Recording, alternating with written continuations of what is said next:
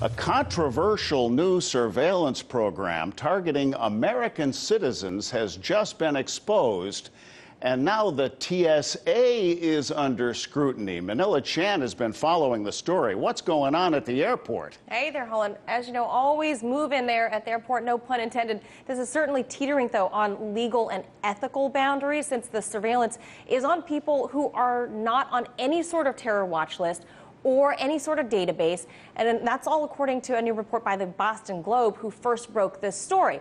Now, it's called Quiet Skies, the TSA's covert plan to track U.S. citizens who come back to the country from overseas. Thousands of Americans have reportedly been subject to this sort of surveillance at the airport and in the plane by armed federal air marshals.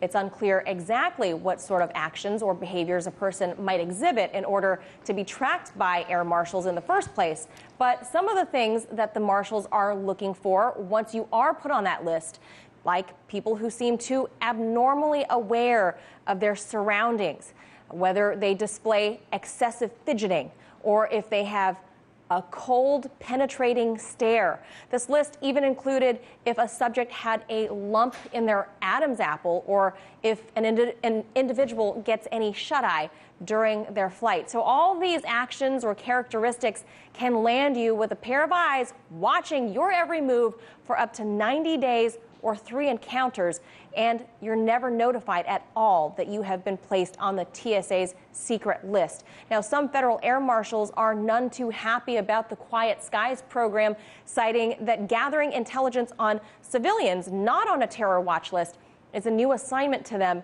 and many believe is beyond the scope of the mandate of the U.S. Federal Air Marshal Service.